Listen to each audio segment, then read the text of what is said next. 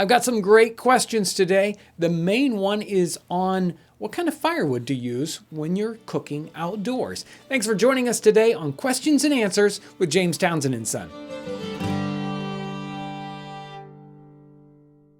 Number one question for today, Zero Mostel. He says, can you use raw sugar for this? He's commenting on the preserving strawberries video. He says, can you use raw sugar for this? I'm not sure how hard or easy it was to get white sugar in the 18th century, and I'm also assuming you can do this in a canning jar, just keep it in the dark. For the second part, regular canning jar will work fine for experimentation purposes. You want to try that out for at home. Canning jar is perfect container for this. Raw sugar. Raw sugar will probably work just fine, but he's wondering about white sugar in the 18th century. White sugar was very available in England and all over the continental Europe, and white sugar was also available in the colonies. So there really isn't a great reason not to use white sugar. I mean, there seems to be a lot of mistaken information or sort of people guessing about sugar in the 18th century. I've got an idea for a much bigger sugar episode, so you're going to have to stay tuned for that. That's one of those topics we want to cover in depth to kind of shed some light on sugar in the 18th century. So make sure to stay tuned for a more in-depth sugar episode. Here's a good one. Tim Donovan. He says, I'm new to cast iron. I left my Dutch oven on the stove top to heat up to dry after cooking it, and he forgot about it. The bottom turned cherry red. He let it cool down, and now the bottom of the pan inside and out is white. It looks like rust. Do I need to get easy off and completely redo it?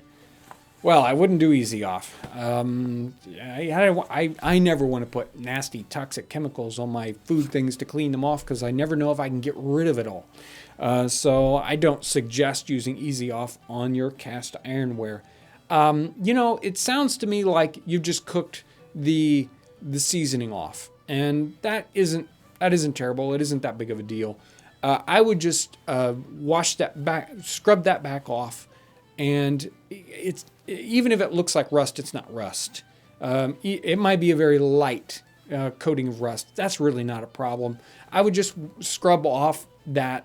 You could probably just dry scrub it off, or you wash it off in water again to get all that old seasoning that's kind of burnt off of that. You just want that surface to be clean, and then re-season the pan. I'll make sure to put a link down in the description here to our seasoning cast iron video, and that'll get you going on re-seasoning your pan. It's not a big deal. You haven't damaged it other than the time it takes to re-season it, and you probably need to re-season it anyway. I love this one. This one's from Allison Warren, and this is just a channel comment, which sometimes I don't see as often.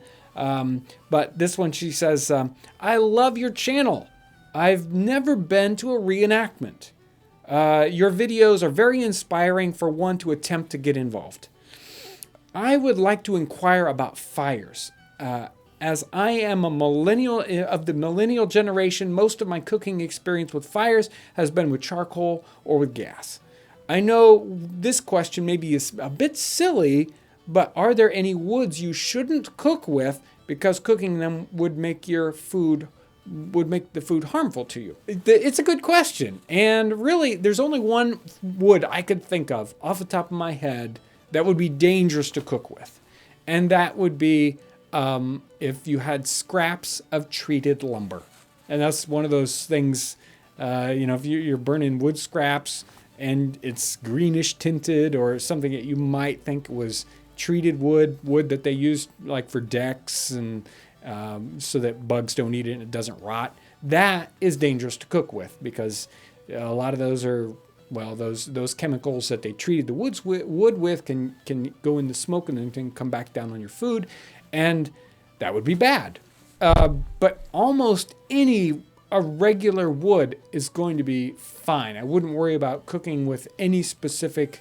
There's no tree I can think of as like, oh, that'll poison you if you cook with that tree. Except maybe where you wouldn't want to have any poison ivy vines in the smoke. So if you had wood that had poison ivy vines on it, that would be bad too. You breathe in that smoke and the poison ivy stuff will get in your lungs, and that's bad news. Okay, so there are two things you don't want to cook with: poison ivy and treated lumber. Any other kind of wood is going to be safe. I really don't want to scare anybody away from getting outside and doing some fun cooking. So even if you have regular pine lumber scraps, if you have sticks from your yard, big wood, small wood, dry wood's the best wood to use.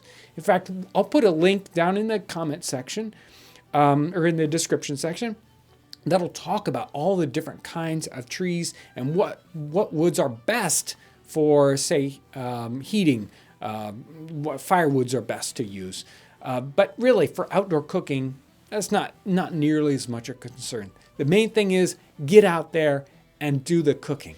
Allison, there are no silly questions. I want to thank you for writing that one up for me. And I want to thank everyone out there for all your great questions and your wonderful comments that keep encouraging us. I really want to thank everyone that shares our videos on YouTube and on Facebook. Thank you so much for sharing our information. That really is encouraging too. And I want to thank you for watching. If you're a new viewer and you haven't subscribed, press the subscribe button up here. That'll take you to a spot where you can subscribe. That really is the best way to get notification of all the new videos that are out. I want to thank everyone for watching.